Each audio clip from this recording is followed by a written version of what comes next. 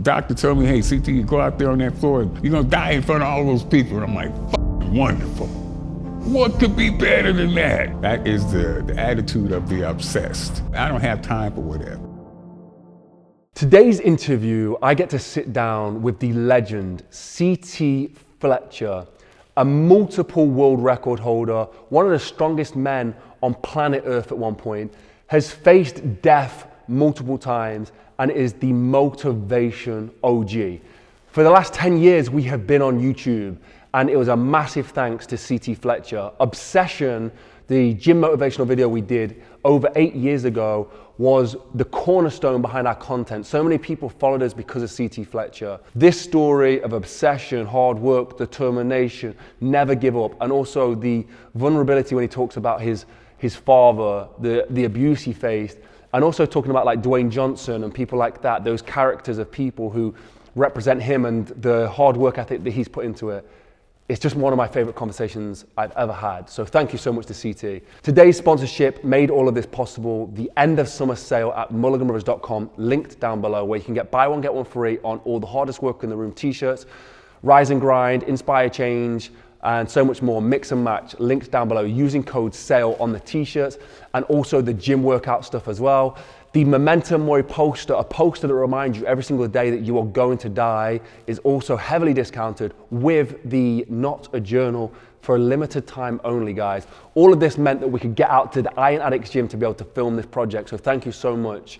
Before you go and buy those t-shirts, let's jump into this amazing interview with the legend, CT Fletcher, like you've never seen him before. Just for those who don't know, introduce yourself and what you do. I am CT Fletcher, the Superman from Compton, and I talk a lot of shit. So, I mean, our audience is British, American, it's all over the world. And the question I ask people is, whereabouts did you grow up? But could you describe that for somebody who has no experience with the culture, what that would have been like where you grew up?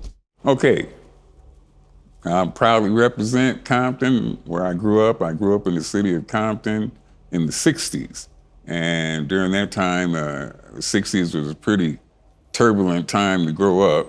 And you can, wherever you're from, I'm sure they have a bad part of town. Whether it be Istanbul, Turkey, British, England, Welsh, wherever, they have a bad part of town. So in the 60s, at that time, Compton was considered the bad part of town. And something about growing up in the bad part of town, a town that will toughen you up a little bit. And that goes for any place on the planet. People who grew up in them, they know. 100%, yeah. Tough places make tough people, for sure. Absolutely. I mean, so when you say tough, like in the UK, you know, we don't have gun violence, you know, we don't have that kind of stuff. I mean, what kind of stuff as a child was you seeing on the streets of Compton? Well, I would say, I put it this way, the first time I had a gun pulled on me, I was in the 9th grade. Yeah, so you would see stuff like that or be involved. Yeah, And your childhood, I know you faced, in your words, I hope you don't mind me saying this, an abusive father. It's quite a difficult situation in the home, is that right? Yeah, I'm laughing because you said if I don't mind. No, I don't mind if you say it at all, and I think that's a very good definition. It's nothing that I haven't said myself.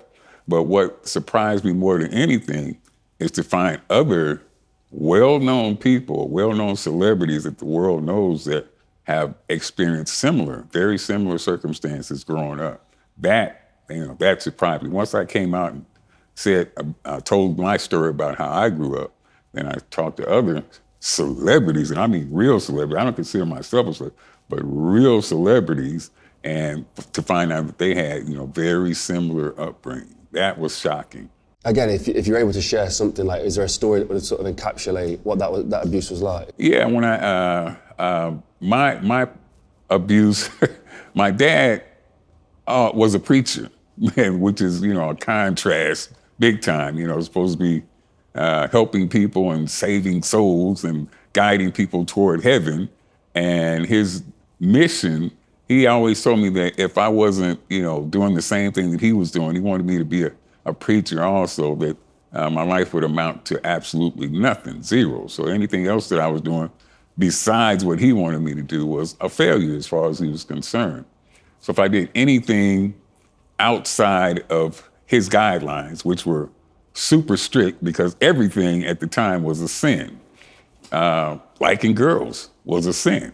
So my dad found a little love note I wrote to a girl in church one Sunday, and it said, I like you. Do you like me? Check this box.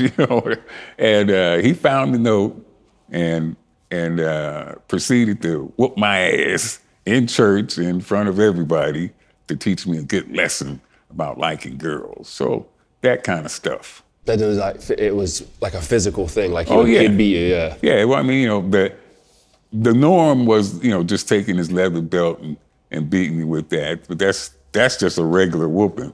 But it would go from the belt to a fist. So. Do you remember as a kid the worst moment? Yeah, I absolutely remember the worst moment. It was the moment that I decided that if this happens again, I'm gonna kill him. So I remember it. I came home from work. I've always worked. I had a job. I was 14 years old and I had a full-time job. And I come home from work and I was working at a convalescent hospital, so I had an all-white uniform on. My dad asked me a question and I gave him the wrong answer and he busted my nose completely and blood was all over the all-white uniform. I'll never forget that. My mom comes in, she sees all the blood all over the place, and she just passed out. She fainted. My dad looks at me and goes, "See what you did?" So yeah, that was, I made up my mind from that moment on. At 14, if he does this again, I'm gonna kill him. So. Were you a bigger guy at the time? Were you like sort of outweighing your father at that point? No. My dad was pretty big. He didn't lift weights at all, but he looked like he did. He was built, veins, everything, abs, six-pack, everything, but never lifted weights at all. But he weighed about 225. There's his normal body weight, 6'1". I know, that's a big guy to be beating that's big for on a not kid, yeah. lifting weights at all, for not a weightlifter at all. But everybody thought he did. And I was about 160 pounds, yeah. Wow, okay. And so, your mother was there as well, and you said that she was like a support for you as well. Yeah, big time. So how would that dynamic work? So after your father had beaten you, would your mum come in and support you? Was she able to do that, or would she be putting herself in the firing line as well? This is when she came in and fainted, that stopped them. It was, oh my God, look what you did to your mother.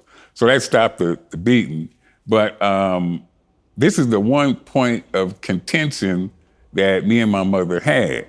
I loved her to death. I thought she was an angel on earth. I still think that she's responsible for me being sane at all. I'd be completely insane if it wasn't for my mother. And I had my moments. But she would not interfere, like run in there and say, don't do that or stop, she would, but afterwards, she would come in and try to pick up the pieces and try to make the home livable.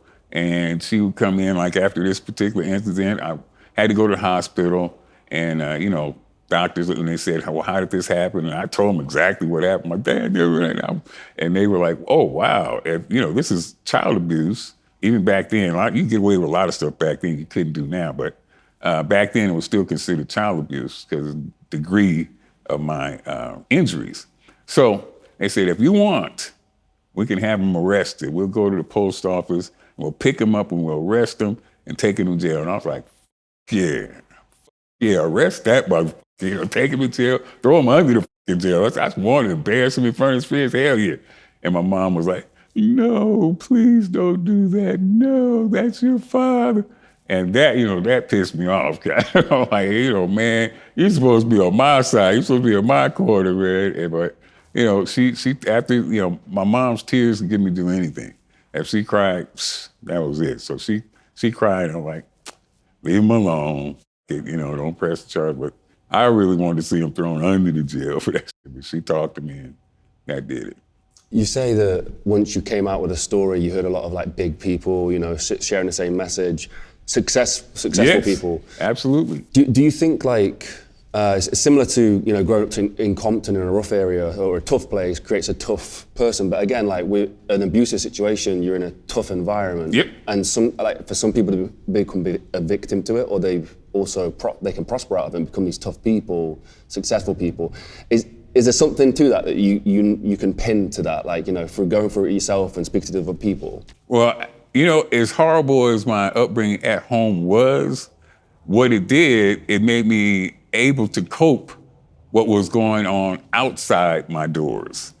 Because whatever happened on the outside of the doors could not compare to what's happening on the inside of the doors. I looked at Terrence Bud Crawford in his recent fight, and he talked about some of his growing up in his childhood and how his mother treated him, how she paid the kids in the neighborhood to beat her son. And that type, how he grew up with that, and you see now what he does in a boxing ring. He destroys people. That toughness that she put in, and he'll tell you, it was shitty the way he grew up, but damn, it paid off when he got ready to fight. It really paid off. So I had a upbringing, and there's a number of celebrities, just to name one, and I'm sure he won't mind, just the reason I'm gonna name, is The Rock. The first time I met The Rock, I talked to him, and I said, Samson was with me, and I said, my son idolizes you. He thinks you're the greatest thing on earth. And every time you came out with a new doll, we had to go buy the doll. And, every time you come on TV, he knows all your catchphrases. And I said, but me, I'm from your father's generation. So I looked up to your father. Your father was, like you are to my son. And he says, the first thing he said was, you didn't live with him. And I'm like, man, does that sound familiar? Because people thought my dad was, an angel. He was the pastor of a church. He had a congregation, he had members, and they thought, they looked up to him. And my thought to them was, you don't live with him. So I knew exactly what he meant. That's all he had to say. I knew exactly what it meant. He talked a little bit more, but that statement, when he said that, you don't live with him, that said it all for me. You see people like Dwayne and like yourself, some people are in that situation and they go, right, well, that's how I'm going to treat my kids. That's the way I'm supposed to go. Like, this is all I know. This is the way it's supposed to be. What made you change that mindset to be able to go, I don't want to lead that way with my son? Well, I'm sure it's the same with Dwayne Rock. You'll see him post videos with his girls and how tender and loving and sweet he is with them. He definitely took from his childhood the same lesson that I took. I do not want my children to feel about me the way I felt about my dad, and I'm sure that's what drives him now. He does not want his children to grow up in fear or feeling the way about him that he felt about his dad. That was my main thing. I don't want my kids to fear me or, be afraid of me or resent me when they're older. I don't want that. That's the worst thing that can happen because it happened to me, so I know how it is, and I did not want that to happen. Do you think there's something within you, or maybe if it was something you were born with or developed, that allowed you to see the right side of the lesson? Because, there's so many people, I feel you can learn something from everybody, whether they're a bad person or doing a bad thing to you, there's still a lesson to be had. Absolutely. Was there something within you though, like could you pin what it was, the thing within you to take the positive lesson as opposed to going, right, the lesson is that I'm supposed to beat my kids? Well, I had yin and yang. I had my dad on one hand and I had my mother on the other hand. I had the devil on one hand and the angel on another. So I had a perfect example of both extremes, the extreme of my father and the extreme of my mother. She was the extreme person as far as giving and loving. She could not be matched. I have not seen her equal to this day. She would give, if she had 10 cents in her purse and somebody else needed that whole dime, not 9 cents, they needed the whole dime worse than she did, they were going to get that dime. And that was the example, that I grew up and I had from her. So it sounds like a wonderful woman. Yeah, that equaled it out. Growing up, when as a 14-year-old, you got a 225-pound man, which is it's a big guy. Was there any point of that led you into strength sports or wanted to be big or wanted to be strong? Was that a part of it? Well, it was a part of it for sure. When initially, though, as a small kid, I mean, my dad would, he was a preacher, so he would tell, we'd hear Bible stories all the time. And all the time in the Bible, my favorite story was the story of Samson, and the strongest man that ever lived, and how he took the jawbone on an ass and killed 1,000 men and pushed down the palace on top of all these bad people, the Philistines. So that story and the stories that I grew up as a kid, the stories of my uncles who were super strong, my grandfather, they call him Mew. He was, the legend of Grandpa Mew, how strong he was. Strength stories all throughout my childhood always gave me a fascination with strength. And my dad himself, I heard a lot of stories about how strong he was, and I always had the desire on the inside to be stronger than him. So that was, from birth, as far as I can remember. Do you remember the first time picking up a dumbbell or weight, stepping into a gym? Absolutely. My dad went to a swap meet, which I'm sure they have equivalents all over the world. We call them swap meets here, but it's used items, a place where you can go and buy used items. So we went to this swap meet, and he bought a used set of pig iron weights, which a lot of people don't know what pig iron is, but I'm bringing it back, by the way. It's the weights with the 1-inch hole in the plate, old school weights. He bought home a set, probably 100 pounds. And me and my big brother Walt went out in the backyard, and we couldn't pick it up. But we were so young that we couldn't pick that 100 pounds up. But we kept messing with it. And, till that 100, we had to go get some more. I mean, we got to go back to the swap meet, Pops, because this ain't enough. So, yeah, that was definitely it. And it was probably,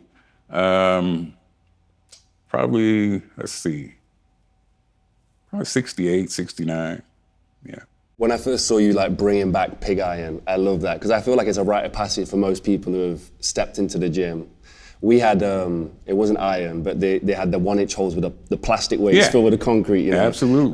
In the backyard, everyone would be lifting them with little spiral locks on. But I love the fact that you're bringing that back. I think it's fantastic. Oh, and you guys train like that. Samson trains like that in the back of your yard quite a lot, right? Absolutely. Yeah, it's a tradition, time honored and time proven. I think a lot of famous people that made it very high in bodybuilding and powerlifting started in the backyard.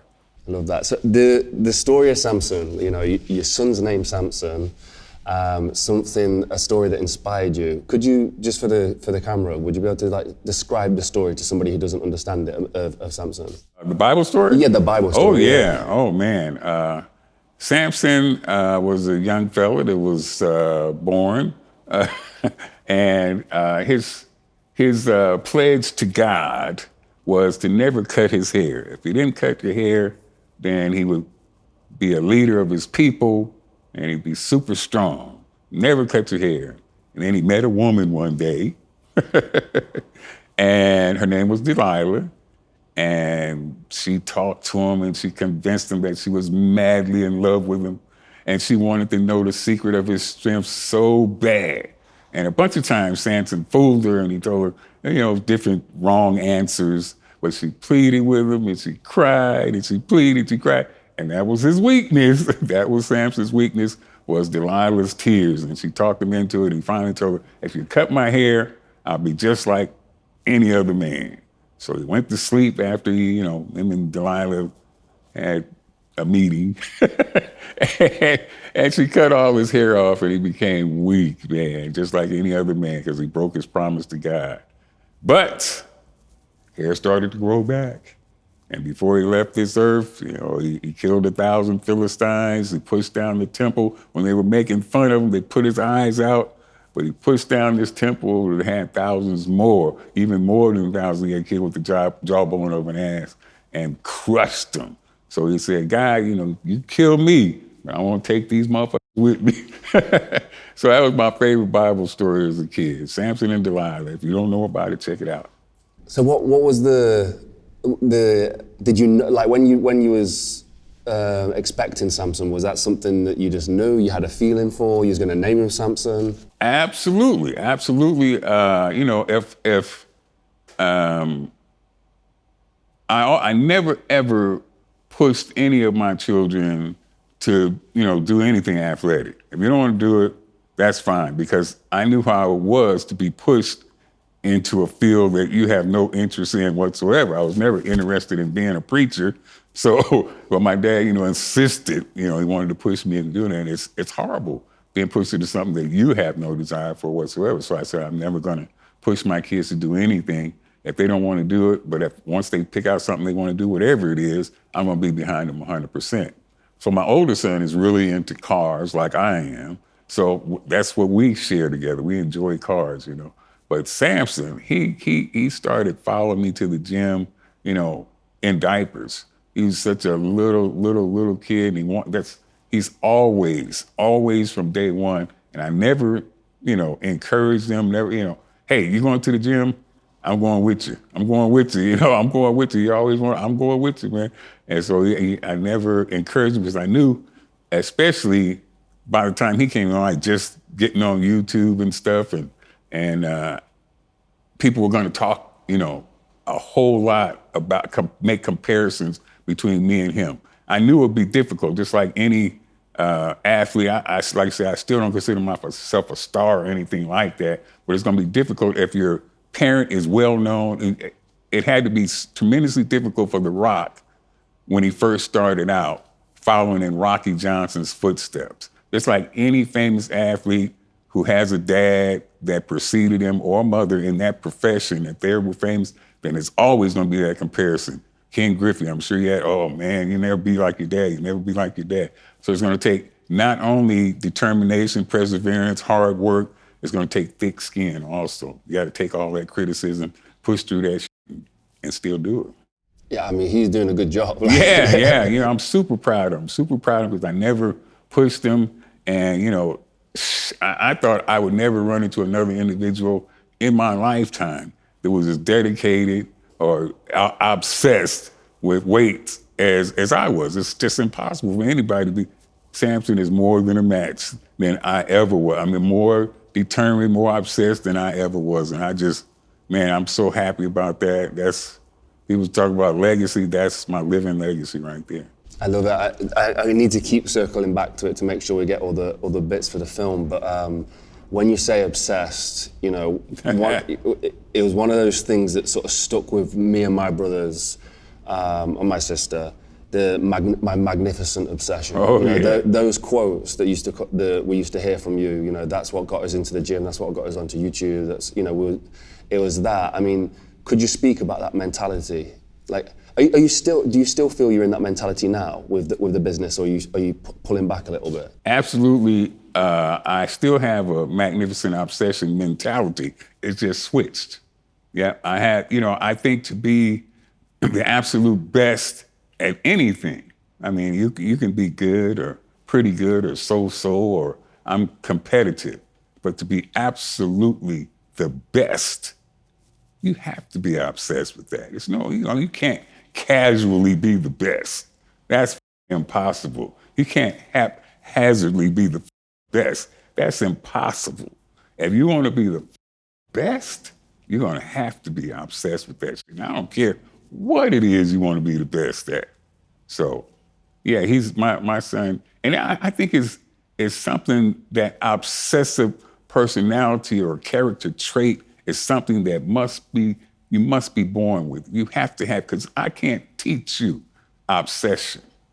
That is something that comes from within. I can't teach a person how to be obsessed. Either you got it or you don't got it. If it's in you to be obsessed, that kind of obsessive personality, it's there. You just have to find out what your obsession is and then go after that. That's what I was going to say. Yeah, I love the idea that you have to be born with it. But do you think everybody's born with it? They just need to find the right thing? No. Absolutely not. Everybody is not born with it. That's why I appeal to only a certain niche of people. Only the people that have that obsessive trait somewhere in them go, hey, I like that old motherfucker. I like that crazy shit he's talking. I'm not for everybody, never have been for everybody, never will, and don't want to be for everybody. I want those crazy people. I want those obsessed people. Those are people that I cater to, and those are people that get me. Otherwise, he's an idiot. Is there a story amongst the people? I know you've got tons and tons of people who are around you who have been inspired by you, who are obsessed. But is there a story of somebody that was pushing that obsession that stands out to you? You know, that like they were working till their fingers were bleeding. You know, like that kind of. Is there anything that stands out to you? Absolutely. I mean, besides Samson, that's my favorite obsession story, of course. But we had a Iron Addict certification class once. We held it, and it was 7 days, and in 7 days, it was nothing but torture. We absolutely tortured everybody who signed up for this.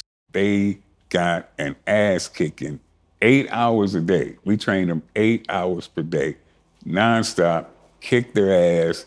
The most difficult circumstances I could possibly think of, the most difficult routines, we tried to kill them for 7 days straight. I had one guy that came into this class. I'm not gonna say his name because I don't know if he wants me to say his name. But anyway, he came into the certification, very overweight, could not complete one task, did not complete any assignment that I gave him. Okay, I need 200 reps on this, I need 200, couldn't do any of it. But what he did do was fall on his fucking face every time, trying to do what I asked him to do. And he passed with fucking flying colors, man, because that trumps everything else.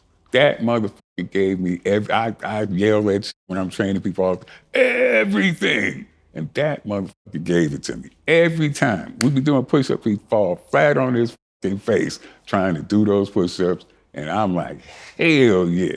That's it right there, baby. That's what I How much does toughness beat, like, not talent, what's the word, is it talent? You know, like ability, like natural gifted ability versus just someone who's just tough, who's willing to just, put it all out there every single time. Well, you know what, toughness, if you watch fights, fighting is my favorite sport, even over weightlifting. If you watch fighters, you've seen a lot of times where one opponent is much more skilled than another. And this guy is just getting his ass whooped from pillar to post. He's getting beat all over. But that motherfucker can take it. And he don't fucking give up for nothing. I don't care what the fuck's happening. The only way you gonna beat this guy is you choke him out, submit him, or knock him out. Other than that, he gonna keep coming.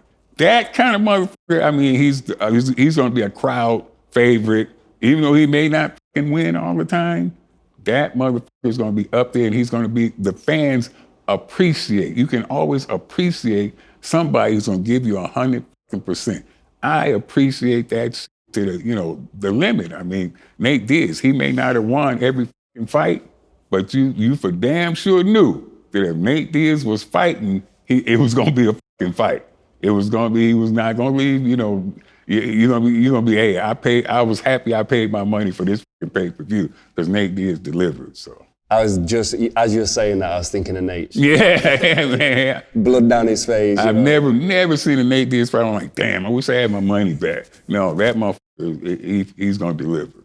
So, I mean, I'd love to hear just more on the mentality of like the people who come through the doors who, you can see they've got what it takes. Like, do you see like a commonality between them, like where you can circle, like they went for a tough situation, or are they all from different like circumstances in different places? Absolutely. I've trained people from all walks, professional fighters, professional athletes in different sports, MMA, basketball players, tennis players. I had a tennis, but golf players in it, and a housewife. And I've seen that housewife have just as much heart, just as much obsession as that fucking pro MMA guy.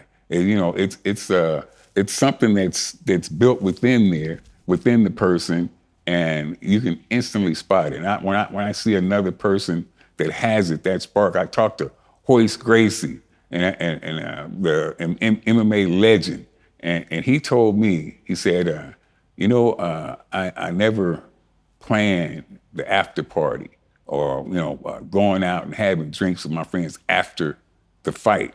And I was like, and why is that, Hoist? And as soon as he said it, I already knew why he didn't do that, but I wanted to hear him say it. He goes, because I am prepared to die in that octagon. So as far as I'm concerned, there is no after the fight. I'm prepared to die right here on this motherfucking octagon. Oh man, when he said that, my fucking eyeballs lit up, and I was thinking a lightning bolt struck my brain. I'm like, there's somebody else on the fucking planet who's just as crazy as me, and who's willing to go just as fucking far as I am. Because as far as I'm concerned, the doctor told me, hey, CT, you go out there on that floor, and your heart's bad, your chest you're gonna die in front of all those people. And I'm like, wonderful. What could be better than that? That is for a warrior, what could be better than dying in war? There's nothing better than that. That's the greatest thing that could happen. I'm like, hell yeah, doc. See, you just made my day by telling me that. So, and to find another kindred spirit of somebody else who's just as crazy, yeah, that was cool, man. Yeah. I'm super blessed with some of the people we meet, and to make friendships with people who have got that same mentality, yeah. who are just happy to die out there. Yeah. And I'm wondering what that looked like, the obsession for you, the picture of powerlifting, the picture of training every day, the eating, whatever it was. How would you describe the obsession, the willing to die? A lot of people wouldn't understand it. They just they couldn't comprehend, because they have a playing it safe type of mentality. Oh, that's just crazy. I would never do that. It's something I would say if I looked at somebody, jumping off a cliff in Acapulco or some shit. Wow, I'd never do that. But there's some people who go through life who have that mentality about damn near everything. Oh no, and they will have the type of life. You look at people's before and after picture. You see a before picture where they start out all up, and then in the after picture they look wonderful because they put themselves through all this stuff. Some people's life will be a before and a fucking before. They will never have a fucking after. There will never be an after picture. I would much rather have the life or live a life where I have a fucking after picture where I can look back and say, I did this, I accomplished that, I went after it, I did that thing. You're showing your grandkids your pictures and from 1953, you look up in 1953, you show them in 2023, you still look up. Hey, look, grandpa ain't never been I was always up. I don't have an after picture, kids. I'm before and before, man. I don't have an after picture. So I'd much rather be a has-been than never was. I think Joe Rogan said it, I like a success story, but I like better than a success story? Somebody who was fucked up and then they got their life together, they got their shit together. Absolutely, man. Before and after, not a before and before. The mentality of willing to die for it, I feel can be applied to anything. It really can. Filmmaking, what we do, people are willing to take it that far. But how would you describe to somebody what that actually looks like? For you were literally pushing on death's door quite often. Absolutely. And like I said, most people would not understand the type of mindset that it takes. They would not be willing. They'll go so far, and then the caution lights will come on, and they're like, no, I'm sorry. I just can't. It's the type of mindset that there is no caution lights. There is no hazard signs. There is no barriers. There is no stop. There is no wait.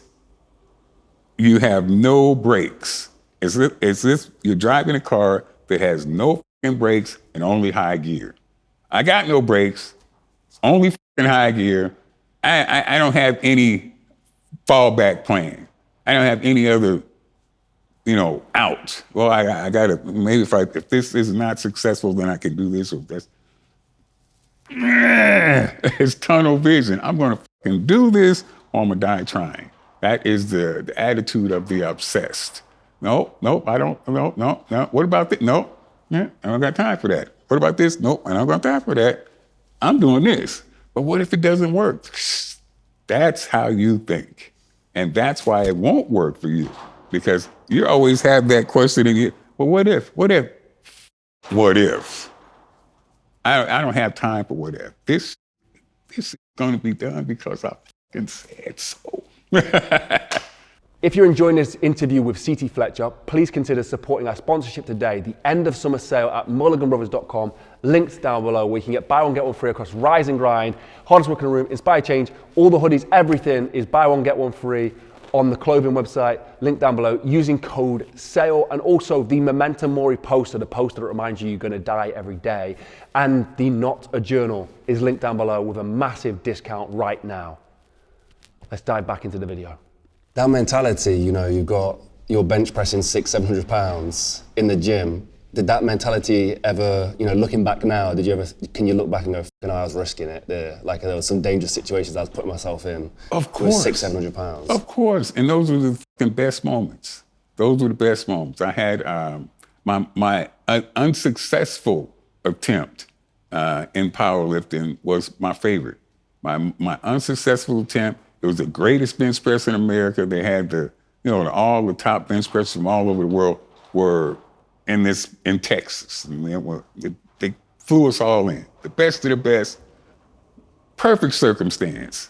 I go out there, this is the contest. My doctor tells me I could fucking die if I go out there on stage. It's my last, big hurrah. And I'm like, yeah, I'm fucking poised, man. I don't give a fuck. I'm watching the guys who go out in front of me, and this guy goes out and he bangs a chair over his head until fucking blood is gushing out of his forehead. And that got me so fucking hyped up, I could not wait. I said, that son of a bitch is crazy. But wait till they get a load of me. I couldn't wait to get out there for my turn, man. And especially knowing that I could die. And I go out there, and I did not get it. I did not get the 705. I was trying to, go down in history as the heaviest bench presser at that time. And I didn't get it. But what I did do, I didn't fucking hold back. Even knowing that death was a possibility, I gave it every fucking thing I had. That was my proudest moment. That was my proud. Death is a possibility. And I said, how many people gonna say it in the face of death? Not too many, man. So I was patting myself on the back for that. Hell yeah, I went for it. I didn't get it, but I fucking went for it.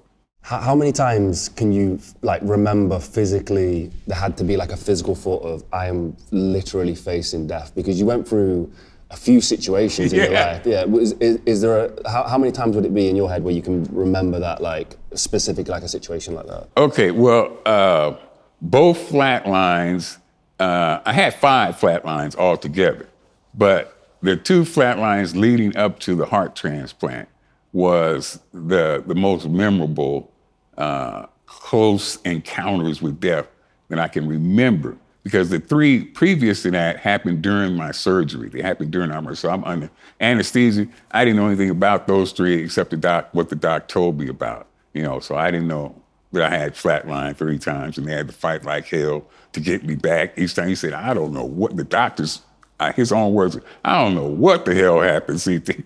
You flatline, man, everything's going great, and then you flatline, and we had to fight like hell to get you back. 3 times we had to do this. We thought you were gone, we thought you were doing okay, bang, you flatline again. Think you're doing flatline again. And we had to fight like hell. But I didn't know anything about it except what he told me. The other 2 times, I was wide awake and I knew everything. So those 2 times, it's quite different experience. I'm at home talking to my wife like I'm talking to you. No doctors around, no hospital. Bam, I'm gone. I'm thinking, we're in the middle of a conversation. People say that your life flashes before your eyes in a split second, just that fast when you're dying, and that is somewhat true. But it was not my life that flashed before my eyes. It was the things that I had not done that I wanted to do that flashed before my eyes. I'm thinking of a million things that I still wanted to do, and my time's up. I'm like, oh man, I still gotta do it. Time's up, oh no. And so it was only the things that I had not done. That's just giving me goosebumps. What were the things that came to your mind? Oh man, I hadn't seen my son reach the potential that I wanted him to reach. I hadn't seen my grandkids or some grandkids that I hadn't seen. They were, some of my daughters were pregnant at the time. I'm like, oh man, I want to see them grow up. I want to do this. So those were the immediate things that came to mind. I really wanted to see my son, his potential, reach his potential. I really wanted to see those grandkids that I hadn't seen. I just wanted, to stay around. I want to hug them. I want to, those are the main things. I'm out of time, man. And it was just like you're not old enough to remember the old TV sets. You guys used to be big screens and flat screens and shit now, but back in the 50s and 60s, they had old TV sets. They were black and white. And when you turn them off, it would take them a while before the picture, would dissipate. So it was like somebody unplugged me, took my plug out the wall, and my picture was just going like this, faster than it was, and a million things rushing. But I don't have time to do something. I got to do my time. Your time is up just like that. This is the end. And it's not sleep. You're not about to drop off to sleep. You know the difference between sleep and death. And there's definitely a difference. It's not like you're dozing off. There's a finality with death. It's nothing like sleep. Sleep, I'm going to pass out, I'm going to wake up in the morning, I'm going to wake up in a little while.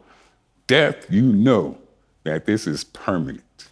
I've heard you spoke about dying, and I'd love to, I don't know if your opinions changed on it or anything like that, but when you died, what was that experience like, and then what was your thoughts afterwards? All right, so the actual physical, I tried to describe that as best as possible, like the old TV set, the actual physical act of dying, fading out, and the thoughts of, what I hadn't done and what I still wanted to accomplish are the things that really went through my mind at that moment. But what coming that close to death or actually experiencing death does is give you no longer a fear of death. You won't, if you come that close, so many people are afraid of dying. But this was, my wife told me it was only 3-4 minutes. And it felt like I had been asleep for 2 weeks. I was so restful. It was the most peaceful, the most restful. Nothing on earth can compare to it. Nothing on earth compares to death. Death was the most restful, peaceful place that I have. Nothing else comes close to it. So no longer, the fear of death was gone after those experiences. I still want to be here. Because I still got I want to see done. I want to see my son reach his full potential. I want to see I got grandkids coming along now that are super athletes. I want to see them do that. I want to see them graduate. I want to be there when they graduate. Things like that. And I want to see Iron Addicts live on forever, man. So. I don't know, you've probably heard of Les Brown, the motivational speaker. Yeah, of course, the motivational yeah. speaker, great motivational speaker. Yeah, legend. And he speaks about, being on your deathbed with the dreams and regrets surrounding you. Seems like the same kind of story you're describing here. Well, I never heard Les speak about being on. Has he had that experience? Yeah, so, he hasn't personally, but he says basically there's the idea you get to 70 years old and you're on your deathbed and you're passing away, and when you are passing away, it's the moment you had where everything you wish you had done, absolutely, all the dreams you could have dreamt and all the things you could have achieved were surrounded by you. And you didn't have the ability to achieve them because time was up. Yeah. And that's it, you're clocking in at this point. Oh, very good, Les. I didn't know that he spoke. I mean, it's absolutely true. And that's why it's expedient that you live every day like it's your last. So this new mentality now, you wake up, and I remember you got a lot of shit for this. You did a run through the car park, and you fall over, you smash your face up really badly, and Timber. And you got a lot of shit for it. Yep. And I remember there was an emotional address afterwards. Do you remember what you said about the new heart that you'd got, and that you had a perspective of, that woman didn't realize that this might be her last? Absolutely. So, after I woke up after the heart transplant, everything, I went into it totally, I was totally unafraid because, I had, how could you not be worried? I was totally unworried because I turned everything over to God. I had no control in the situation whatsoever. I'm gonna let him worry about it. I'm not gonna worry about it at all because it's not in my control. Nothing I can do about it, and me worrying about something that's not in my control is not gonna improve the situation at all. I can worry about it as much as I want to. It's not gonna help it. Not gonna help it at all. So if I just turn everything over to somebody else's hands and let them worry about it, then, I'm fine. So I'm going into the operation, and I'm not worried about the outcome whatsoever. I mean, if I come out of this thing and I'm still alive, then I'll be here to tell everybody that God did it, wasn't me. And if I don't, I ain't gonna know nothing about it anyway. They're gonna say, "Oh, I knew it." So. And that mentality was, I think like I'm gonna live, like I am gonna live now. Like that's. Oh yeah, when I opened my eyes, I was convinced from the moment that I opened my eyes that God left me here for a reason, and that reason was to try to help as many people as possible. That's the and like I said, when I fell flat on my face, people said, "Oh, that's the craziest thing ever," and that why in the hell would you do that? But I never knew. Say I did die. The woman. By the way, I have a woman's heart. I know everybody knows that by now, but I see her often in my mind. I see her often I see her telling her husband, "Hey, honey, I'll see you get home from work." I see her making plans with her kids for the weekend. I see her picking up her grandkids. I see her doing all types of things. And I see her as never suspecting that would be her last moment, the last time she talked to her husband, last time she talked to her grandkids, last time she talked to her daughters or sons. She never suspected that. That's what I envision when I see her. So I owe it to her to live every moment of the rest of her life, because I'm not just living the rest of my life, I'm living the rest of her life because I have her heart. So I'm living the rest of her life for her. And I see it as my obligation, my duty to her to live it to the absolute fullest. So yeah, I felt like I could sprint across that parking lot, and I got this crazy my mind is still the same. My heart's different, but my mind is still crazy as. So my mind said, "Take off. You can do it, CT." My mind gets me in a lot of trouble sometimes. My mind says, "Man, you can fucking run across it." You can't. You got a new heart. Yeah, you've been dead a few times. Go ahead, you can do it. And I took off 3 steps in. My mind said, "Fooled you." I got you to do it, you dumb son of a bitch. But I don't regret it. A few weeks later, you were running. Yeah, I did. Running down the corridors, yeah. First, you don't succeed. But there is a high probability that with a heart transplant that it was a very sudden thing for her that she'd passed. Yeah. And is it something that you see then? Like, do you feel like maybe you are connected to that woman for having a heart? Yeah, absolutely connected to her. Absolutely. And I often have conversations with her, and I think I get strange feelings and strange smells from. I'm like, "Hey, anybody else?" I'm asking my wife, "You smell that?" He goes, "No, I don't smell it." I'm like, "Must be her." Yeah, I'm the only one who can smell it. I get these strange feelings stuff, and I absolutely believe it's her. I love that. So let's to give it context, the situation that led you to needing a new heart. Like, what was, I don't think people understand what pressure you'd had to put your body under to flatline that many times. Like, your diet, the weights you were lifting, the training you were doing, what did that look like? Like, how could you describe that to somebody? Okay, well, like I said, I've been obsessive compulsive my entire life, not just when I started lifting weights. I was a compulsive person from day one. But of course, that type of personality trait is going to give you, it's going to speed things up. But my mother, my brother, all 9 of my mother's sisters and brothers, or 9 siblings, all 9 of her siblings, all passed away from heart problems. My brother's a year and a half older than me. Big Walt passed away from heart problems. He probably could have been saved if he would have gotten a heart transplant, but he refused. He said, I'm just not going under the knife. I just refuse to do that. He wouldn't do it. But so I was destined by my hereditary traits to have heart problems. I was gonna have heart problems no matter what. That was gonna happen.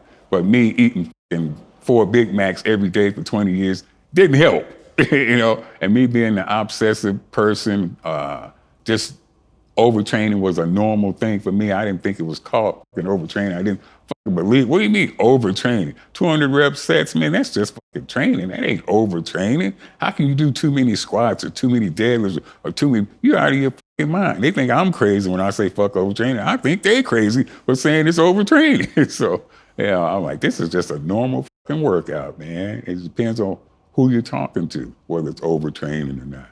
Talk to me, no fucking such thing, baby. Let's go. How would you describe yourself at your physical peak? Like, how much did you weigh? You know, like how strong were you? Like, yeah, if you were to describe yourself physically, what did that look like? At my peak strength, I was 325 pounds. And, you know, I thought, well, my best lift, I bench pressed 705 in the gym, not in competition. That was my best lift. And, you know, I was squatting. I squatted the same as I bench press. So, hey, my bench press was obviously my best lift, and my deadlift was around the same as a little over, you know, 750, I think it was my max deadlift. So all in the sevens. Bench, squat, and deadlift, all in the sevens. But of course, bench press was my speciality. That was the thing that, you know, I doted on most or concentrated on most. But I thought that when I say obsessed with weightlifting, when I wasn't weightlifting, I was dreaming about weightlifting. If I wasn't doing it, I'm dreaming about it, I'm talking about it. And where's CT at? Anybody who knew me knew, where's CT at? In the gym. Either I'm at work or in the gym. A lot of people, I worked a 8, 12-hour day, whatever the shift called for at the post office. My entire weightlifting career, I worked at the post office, 28 years at the post office. So all during world championships, I always had a regular job. So I was working, but man, while I'm at the post office working, I'm thinking about, I can't wait to get out of here so I can go lift weights for another 3-4 hours. You know, it was just, weightlifting was my magnificent obsession. I mean, you gotta want to do it bad, to do it after, on a world championship level, to do it after you put in 8, 12 hours on your regular job, and then go do this. I mean, a lot of these guys, I see them now complaining about their weightlifting, and that's all they do, is lift weights. They don't have a fucking regular job trying to take care of 3 or 4 little kids, you know, making sure everybody, and then go do this. Then I'll kind of listen to your complaints, but if all you're doing is lifting weights and you're fucking complaining, shut the fuck up. I love that mentality because, you know, it reminds me of Ronnie Coleman, you know, working the shifts on. Yes. So what was the day like? What sort of work would you have and then get into the gym afterwards? I worked at the post office. I said I initially was a mail handler, and then, you know, throwing sacks of mail, you know, all day, every day, you know, throwing sacks of mail. Then I graduated to a forklift driver. So I'm driving the forklift for, you know, 8, 12 hours, whatever it took. And then I go to the gym, and me and Big Daddy Richard Schoenberger try to kill each other. Competitor. The mentality of being the baddest motherfucker alive, where did that come from? Well, it's you know, I think it's also something you got to be born with. My mom, I remember when I first felt like that. My mom was telling me, because at first my goal was to be the heavyweight champion of the world, because I idolized Muhammad Ali as a kid, and I wanted to be just like him, talk shit like him, and be the baddest mother. I want to whoop everybody's ass on the planet, especially my dad. But I want to whoop everybody else's ass too. I want to show him, because my mom told me that he used to be a prize fighter when he was young, and I was like, hey, you didn't make it very far, but I'm gonna go all the way to the top. I'm gonna be champion of the world. I'm gonna be like Muhammad Ali. I'm gonna talk shit and whoop people's ass. And I pursued that first. That's the first thing I want to do, was whoop people's ass. Got to fighting and realized that I was lacking a very important element of fighting, and that is killer instinct. I'd be thinking about, you know, my opponents, maybe his girlfriend's out there, maybe his wife's looking, maybe his kids are looking. I'd be worried about embarrassing this guy, you know, just as, I wasn't so concerned about him hurting me. I didn't think it could hurt me. So I wasn't so worried about getting hurt, but I was worried about what might happen to him. I'm like, "Hey, you cannot do that and be a successful killer." I mean, and that's what fighters have to be. When you get a guy hurt, now I get a guy hurt, and I'm like, I don't want to destroy this. If you're a fighter and you got a guy hurt, you better try to finish him off. Finish him. I've seen too many times where guys get hurt and you got to ease up, let them back in the fight, and they kick their ass. So the killer instinct. Now, if you were to do something to me, like outside of the gym, it's like, or especially to a family member or one of my kids, then I got killer instinct, no problem. It's nothing I couldn't do to you then. But that's a different circumstance. You don't carry that into the ring. Here's a guy you never seen before, and you're going in there and try to kill him. I'm like, that's not me. That's not me. Just on that point, I feel like a lot of people who haven't got kids don't experience this, but I'm wondering if you had an experience with it when your children were born. Was the birth of the killer instinct, the protectiveness? Do you remember that? Oh, hell, yeah. I mean, every dad, as soon as that kid is born, your protective instincts tenfold, they go up tenfold. I do anything for this little boy, this little girl. You fucking mess with my kid, that's an instant death sentence for your ass, man. You don't do that. That's one thing you do not do. And then after the kids were born, did it lead to, again, like before, the obsession it sounded very much like it was for yourself, like I'm gonna do this because it's like just innate, it's in me. But then when the kids were born, was there anything else like the idea of legacy, doing it for the children? Of course, when kids come along, you wanna do something to make your kids proud. I think every parent wants to do something to make their kid proud. And to the kids, if your mom or dad is going out there working every fucking day on a job that they hate to take care of you, that is something that you should be fucking proud of. Whether they're a world champion or not, whether they're an athlete or not, they going out there busting their ass every day to take care of your ass and feed you and put a roof over your fucking head. That is absolutely something to be very proud of. So be proud of moms and pops. Do you remember when you'd been to the hospital, you'd had the first flatlines, or even after the open heart surgery, and I remember you saying you had to pin yourself up against the wall to sleep. Do you remember, as a father, the feeling? Like, was there a feeling of like regret or embarrassment that your kids were seeing you in such a state?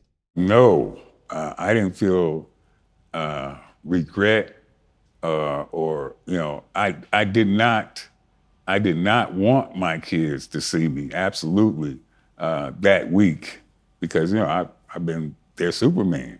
I've been the one they look up to. But so it's always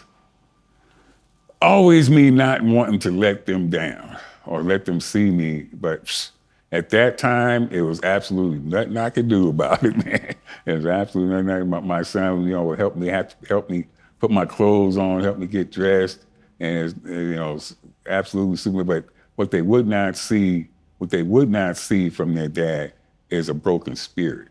Now, my body may let me down, but my spirit is fucking stronger than ever. So when they say, "Hey, Dad, how you doing?" I'm blessed. I don't give a if I couldn't stand up straight, couldn't put my clothes on. How you doing? I'm blessed. So they can see the body broken. They'll never see Dad's spirit broken. Physically, is there a story that describes how weak or how difficult it got for you physically? Well, like I said, I wanted to lay down. I wanted to lay down in the bed bad, but during the surgery they had cut my diaphragm, so breathing laying down flat was impossible. So I had to sit up. So an only comfortable position or semi-comfortable position was sitting up against a wall. So I would sit on the floor, sit with my back up against the wall, and that's how I would just sit there until I fell asleep. And I'm looking at my wife, she's snoring and shit. So I'm like, oh man, I wish I could do that. But it was misery. I can't explain, how. Well, I tell you, the best explanation for how miserable it was, I said a prayer. I asked God that if I was going to continue to have to live like this, to please kill me. I would never kill myself, but I want, hey, please end my life, or just, I don't want to live the rest of my life like this. If I got to go through this, I'd rather be dead. And that's what I prayed and asked, I told God that. So that's how bad, it was. The guy that was, had a zest for life my whole life, and loved life. I was ready to chuck it in if it's going to be like this. Samson mentioned like that moment for him, seeing that, it's like it was almost like you said, like you were his hero. It didn't sound like it actually faltered at all. So the mentality must have been there the whole time for him to, he still saw the hero. He still saw. Yeah, no matter how bad, how bad I got, I guess as long as the mentality, you don't break mentally or give in, mentally. They're gonna say my dad is still my dad, even though there's nothing left physically, I'm still the Superman from Compton.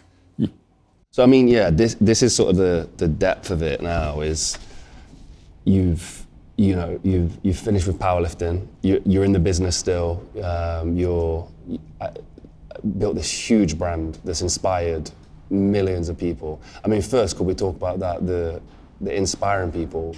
Is that something that you'd ever considered it being a byproduct of what you was doing? I mean, almost like your dad wanted you to be a preacher. Ironically, you kind of did in some ways. Yeah, and that is the ironic part of everything. That's the thing I fought against so, drastically as a kid. And whatever he wanted, I wanted to be the total opposite of what he wanted me to be. That's for sure. If he wanted to be a preacher, I wanted to be the biggest asshole that there was. Oh no, man! Whatever you want me to do, I'm gonna do the fucking opposite of that. So that was my goal, and I also wanted to outdo him in every area that he thought was his. He was a soldier. I went into the Army to out-soldier my dad. He was the drill sergeant, the strict guys. I wanted to go in just to show that motherfucker that I could out-soldier him. I started fighting because I wanted to show him that I could out-fight him. I did a lot of, and I think he could always, the reason why we never got along is I think he could always feel that tension, although, I would never say it to him, I tried to hide it as best, but if that was going on in my head, and it seemed like he could read my fucking mind, man. He could tell that, I always wanted to, nope.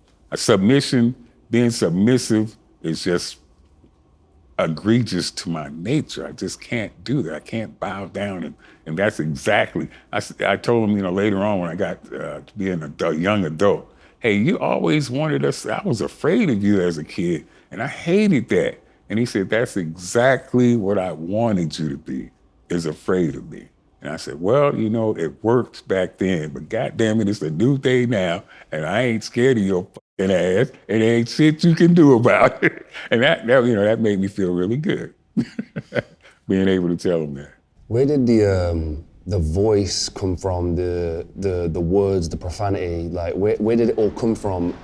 Did you develop that skill to inspire people through a very unique method as well? Like it wasn't being done at the time. Yeah, that's yeah, I guess I was the first to come out with the, but to do it on film, to come out, I think it's nothing my way of training people is nothing unique, because drill sergeants, I was in the Army and I was a squad leader, and it's like a junior drill sergeant where you get a taste of yelling at the troops and stuff like that. And that's where I got a lot of my training style from my days in the Army. And, the drill sergeant never gave me a choice. Hey, CT, you want to get up this morning?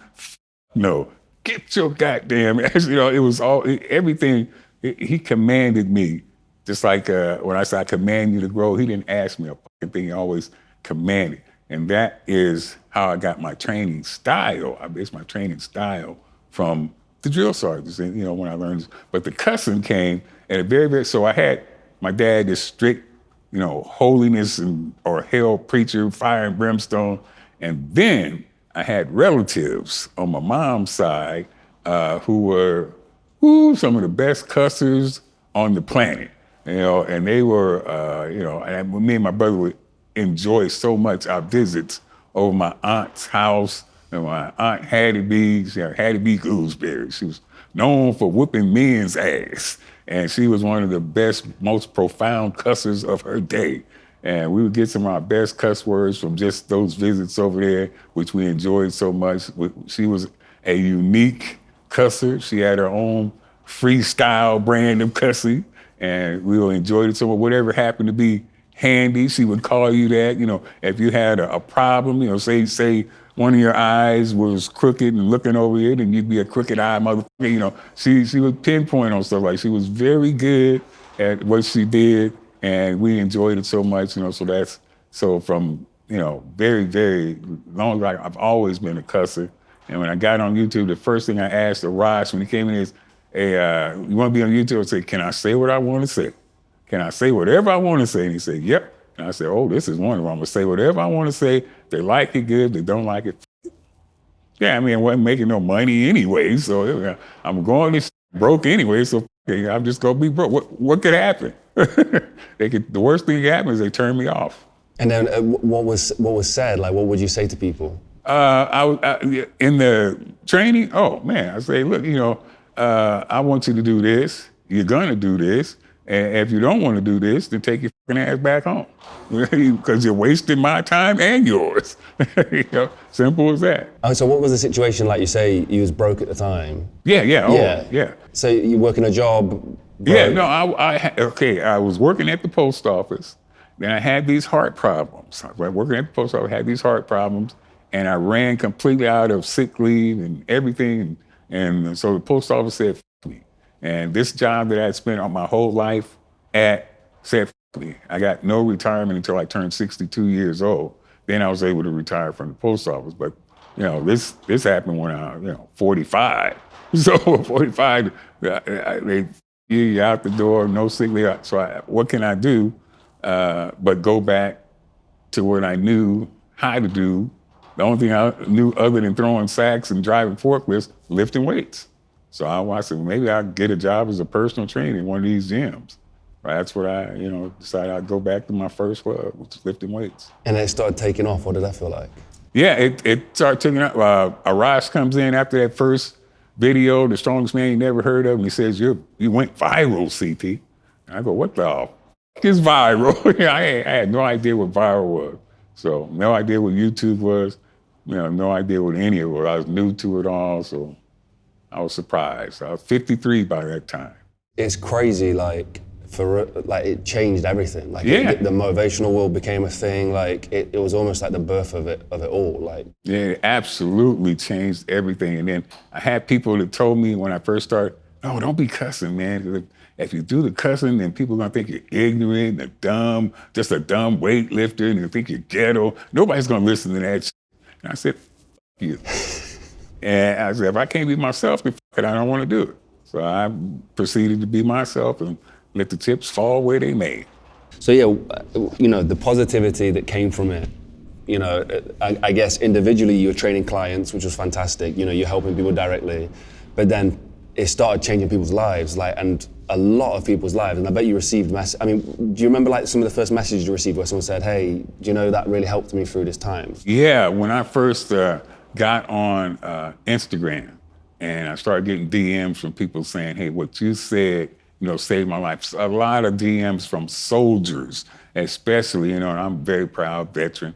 So I got a lot of DMs from soldiers saying, man, you helped me throughout my deployment. You helped me get through a very tough time, a very tough deployment. They're in some foreign country serving their country. And because they listen to my old crazy ass, it somehow helped them get through it. It relieved them. And they, that made me feel fantastic. I get DMs from prisoners that have been in prison, incarcerated. They said, man, we would all put your videos on in the day room or break room, and we'd all listen to CT Fletcher in prison. We got prisoners, we got soldiers, we got housewives, and they're saying that something about my story inspired them or helped them get through a tough situation. That's why I'm here. That's why I'm here. Not me, not the I am the one CT Fletcher, not the sidewalk cracker, not the which one of you motherfuckers is coming in second, but the I am of service CT Fletcher. That out outweighed any of that shit that I ever did. Any weightlifting, all that shit just became minuscule. And I thought it was the absolute end of the earth back then. And once I started getting those type of messages, and once I had to go through a few things that completely changed the view of C.T. Fletcher, then those things just became meaningless.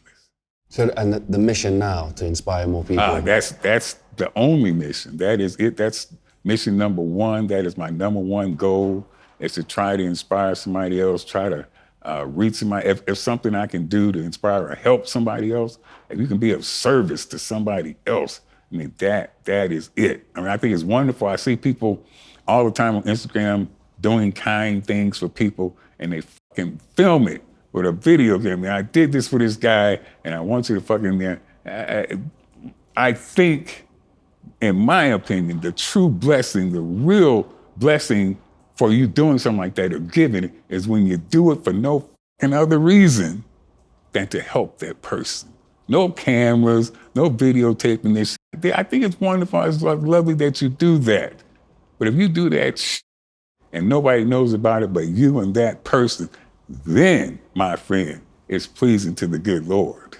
Without expectation. Yes, sir. Yeah, that's absolutely. It, when you do something and don't expect a fucking thing in return, nothing, then you're doing something. Our sort of like motto is inspire change, and we feel that when you live passionately with purpose, and you do things like give without expectation, someone might witness it, somebody might not witness it, but if you do it authentically, if somebody does witness it, you're going to inspire that person. And you didn't do it to do that, but you're going to inspire somebody. There's a story for us when we first started doing this. There was a man who used to clean the park opposite our building, and he was a homeless man, and he'd walk his dog, he'd clean the park, and he'd do it at like 5, 6 a.m. And one day I went over there and asked him why he was doing it. Curious, is it he's doing some kind of community service work or something? Just wanted to clean park, that was it. Just carried on doing it. And then a few months later, I realized he'd stopped cleaning the park and he'd gone. I didn't see him anymore. So then we went and cleaned the park. So he'd inspired us. He didn't know he'd inspired us. And I think the work that you've done and the inspiration that people have got, whether it's to become obsessed with bodybuilding in the gym or whatever it is, or like you talk about the housewives, the veterans, all these guys, is like then they go and inspire other people. It's like a huge chain reaction. And I'm curious as to going forward, we're talking about handing the baton to Samson and the Iron Addicts business or the brand itself. Like, how does that live on? How does that carry on going forward once you have eventually passed? Well, the physical embodiment of Iron Addicts live on through my son and grandsons who are now into it also. But it's more important that the movement of the inspiration behind Iron Addicts, what Iron Addicts stand for. I mean, the like I said, the doing things for people without glorification or praise from the outside. People doing something to help somebody. People that really know me, who really know me. If you just see me on Instagram or Facebook or YouTube, you don't really know me. But the people that I had my best friend training partner, passed away recently, Richard Big Daddy Schoenberger. Okay, he just passed away, and at his service, the church was filled. Now, Big Daddy is the total opposite of me. We trained together over 20 years. He'd go into a contest and he'd say, well, we're just gonna have a little fun. And I'd go into the contest and I'd say, we're gonna rip these motherfuckers' heads off. So we could not be further apart in our approach, to competition. But that church was filled, and everybody who came up there to speak about Big Daddy had the same thing to say. He would DM them, he would text them, he would message them. I love you. How you doing? What's going on? I'm checking it. He cared about people. He didn't care about sensationalism, who knew about it. He did this stuff for the whole audience. Everybody was there. He had touched them in some way, truly touched them by his giving spirit, the way his personality, just the way he was. And that spoke volumes. That is a quality person. And you can present to the world any picture that you want, and people that don't know you will buy that picture. But how will the people that really know you, really had a chance to interact, how will they see you? That's what's real. That's your legacy. That's what lives on. I mean, it's fake shit. It will pass away, baby. 100%. And I love that. That's the message, because genuine inspiration and genuine help for people, that is, that has affected their lives and will continue to affect their lives and continue to affect the lives of the people around them. And it spreads and it spreads and it spreads. Like you say, like fake bullshit is gone. Like it has no connection. It has no impact whatsoever. I think we've got everything we need for the documentary, but I'd be silly to not ask for some sort of message to the bonbon eating motherfuckers. Like what do you say, to those guys who maybe need a kick up their ass? You bunch of pacifier sucking pussies. Oh man, I'm rough on those guys. I am rough on the guys who are full of excuses. One of my favorite phrases is excuses, because everybody's got it down. They think their woe is me. Oh, everybody's picking on me. The world is out to get me. I have no tolerance or no time for self-pity. Self-pity, oh my God, you get on my fucking nerves. Shut the fuck up and eat that shit. When I'm talking about the diet, that sums up my, people are, I can't eat that shit because it tastes so bad. It's so nasty. Shut the fuck up and eat that shit. And that applies to life also. Oh, it's too hard. Oh, I can't. Shut the fuck up and do that shit. That's my mentality or my approach to you whining ass bastards out there. Yeah, that's the last question I'll ask you then is life is tough, undeniably Absolutely. tough. Somebody who's going through a tough time, what's your message to them? If you're going through a really tough time, a lot of people are suffering from depression, and they are going through a very tough time mentally. Find something. I don't care what it is. It don't have to be weightlifting. Definitely doesn't have to be weightlifting. I don't care what it is. But invest your energy, and this is gonna sound strange, invest your energy in trying to help somebody else. And you will be surprised at how much benefit you'll get from genuinely trying to help someone else. Instead of worrying about yourself so much and how woe is me so much, genuinely try to help somebody else. It's always somebody else that's worse off than you. Go out there and try to help somebody else, man. Take the focus off you and put it on somebody else. I love that. Okay, so where would you point somebody right now if you was to ask somebody to where you can get more resources or what you guys are up to at the moment? Where would you point somebody? The biggest thing that I guess we tell them to just follow my son's journey. Follow me and my son. That's the future, man. He's the future. And please, if I die tomorrow, support the kid. He's doing his best. Thank you, CT, for doing this. Thank you to Samson Fletcher as well. We made a documentary that's going to be landing on the main channel very soon, and some OG motivational videos where we've worked with CT to create the newest gym playlist for you guys. Mulligan Brothers is back in business with its old school motivation as well. We have the documentaries, we have the motivational videos, they're all coming. We are now on Spotify as well. Every single Monday you can get a full episode. So this episode is also available to listen to in your car if you want to listen to it. Thank you for everybody who supported us. This was a full circle moment. You can tell I'm excited by this. CT Fletcher was the soundtrack to me training in basketball. He was the soundtrack to his opening in this studio. He was the soundtrack to his continuing with our YouTube channel. He was a soundtrack to our dreams. He was a soundtrack to everything that we did. And I'm not understating that. CT Fletcher, Les Brown, Jocko Willink, Joe Rogan, David Goggins, Brian Tracy, all the legends in this game, Wayne Dyer, everybody. CT Fletcher is one of those guys. He still puts it out there, and I cannot thank him enough. So yeah, thank you. Thank you for making this possible. If you want to support us, head over to mulliganbrothers.com where the end of summer sale is happening. Buy one, get one free across all t-shirts, hoodies. Link down below, use code SALE at checkout, and also the Mentor Mori poster and the Not a Journal are heavily discounted right now. A poster that reminds you you're gonna die, and a journal that will lead you to success if you use it correctly. Thank you. This is, it's been pretty crazy so far, and I'm just getting started, guys. The amount of content you guys are gonna see, I'm hammering it. We have 8 different interviews, 8 different documentaries, 8 new projects, and a ton of highlights. Stay tuned, hit the notification bell. From interviews from business tycoons to entrepreneurs to motivational speakers to a witch. Honestly, some of the stuff we've got coming is gonna blow your mind. To Shaolin Masters, we have new Shiheng Yi content coming out. Just stay tuned, hit the notification bell, go to the main channel, hit the notification bell to be notified. New videos pretty much every day, and a new podcast episode every Monday on Spotify, Apple, and we've got the new podcast launching next week as well. Thank you. I'm gonna calm down. I'm gonna head off and go work out. I'll see you in the next one. Peace.